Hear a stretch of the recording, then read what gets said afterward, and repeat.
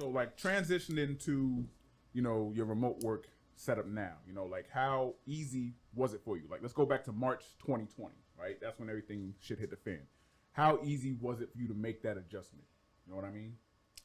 For me, it was easy because I've lived away from home in the Bahamas. I moved away 13, 14 years ago. Mm-hmm. So I'm accustomed to dealing with like a lot of people, and people have close relationships, my family and everybody via email, phone, FaceTime, all that stuff works for me. Plus, I'd been on leave for like 7 months prior to us going. I got back right in time for the pandemic to start. Me too. Yeah, so I've been out the office anyway. I'm like, oh, okay, let's go back. I'm like, oh, all right. Like, let me FaceTime, let me talk to you like this. So at first it was like weird just because when the pandemic first started, I was like, gee, I don't know if this is going to devolve into the purge. I didn't know where the world was going. Some scary times, I was shocked because originally I wasn't taking the pandemic serious, right? When we first heard about it, I'm like, what, swine flu? That's how in my head I was like, court's still open. So as long as court's open, life is the same. Yeah. When they shut down the courts, I was like, oh, God. I was like, oh, that's when you realized it was real. I was like, we're down bad. I was like, I was scared. I was shocked. I was on the train like, oh my God.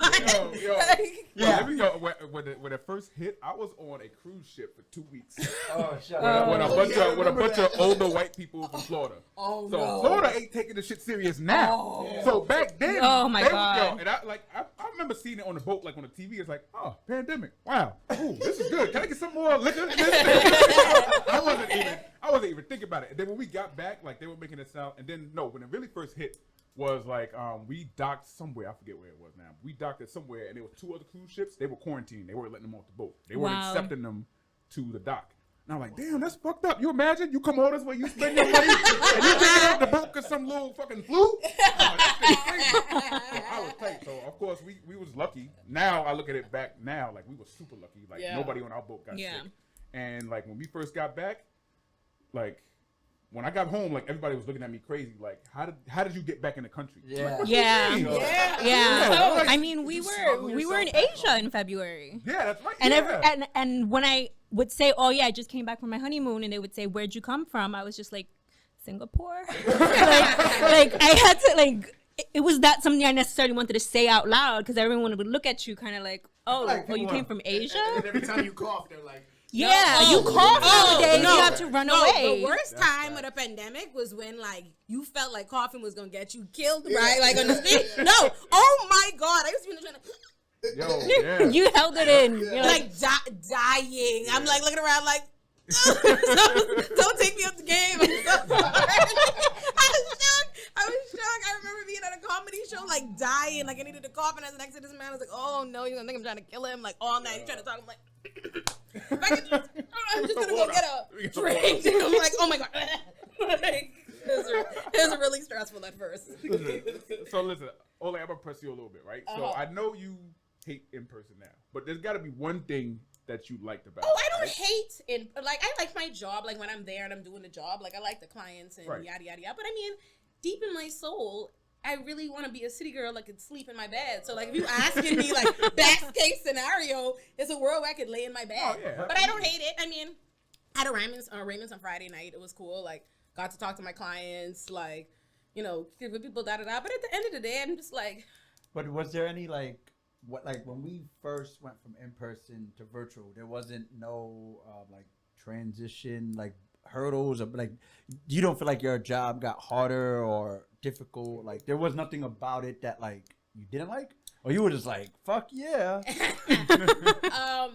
Honestly, I think my job is in some ways, I think it's easier, right? Like how much time, first of all, the commuting. I'm on the other side. I disagree. I 100% disagree. But go ahead. You think it's easier in person? Yeah, hell yeah. I think it's more efficient in person. Yes. I think it's more efficient. I think it's more efficient in person. There's some shit I can tell a man to his face that he'll get, but on the phone.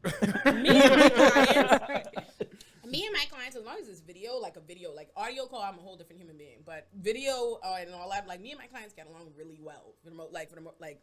I don't really have any problem, any disconnect there in terms of being close. I'm a real talky kind of person. Me and my clients be real choppy. Anyhow, so in person, it's really just now I gotta all these people are gonna talk to me and passing, how you been? Oh, I see you in the I mean, yeah, the little you know what I talk, mean? Like, yeah, oh, the small talk. yeah, I don't be into that, man. Like, work is so much performing. I agree with that. Yeah, I agree with that. I be drained, like the extra. It is disingenuous. Like, you know, it's like, no offense to prosecutors, but like, you know, you may come up to me and say, hey, how you doing? How you been? It's like, come on, man. Like, let's just get the fuck out of here. Like, you know, I ain't trying to talk, and I'm not gonna be rude. Like, of course, I'll answer you and we'll talk. But it's just like, you know, that's energy I could be using on like real work shit. Now it's just like in person just opens you up to it's just a lot more communication. And I just find in general, I think life, especially I'm an immigrant, like going out into America is a performance. I gotta interact. Like, I have to talk in a way that I don't naturally talk as a Bahamian. I gotta be nice. I gotta be smiling all day because if I'm not smiling, they're gonna think da-da-da. You know, it's just so much. You know what it is that I feel like to be a public defender, it's obviously you're servicing your clients and you're helping them, whatever, figure their shit out. And I keep it real with you. If all we gonna have is a one phone call, bro, I don't know who the fuck you are. Oh, that's fact. No, that's on God. Like no, that's true. Like just let's say I arraign you, I see you in person.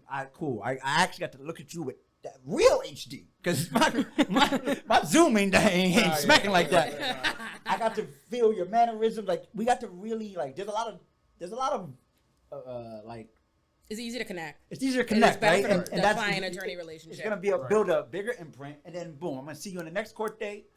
I'm gonna know how much your case needs attention just based on the way you're talking to me, like your mannerisms, the sound of your voice. So then I'm gonna sit there and go, oh, this guy needs help. Like, Where he's like lying to me or some shit. You know? Well, you know what I mean. And then it's like to strip all that away is like, now it's like you basically are fucking. It's like I went from public defender to Tinder. Like, I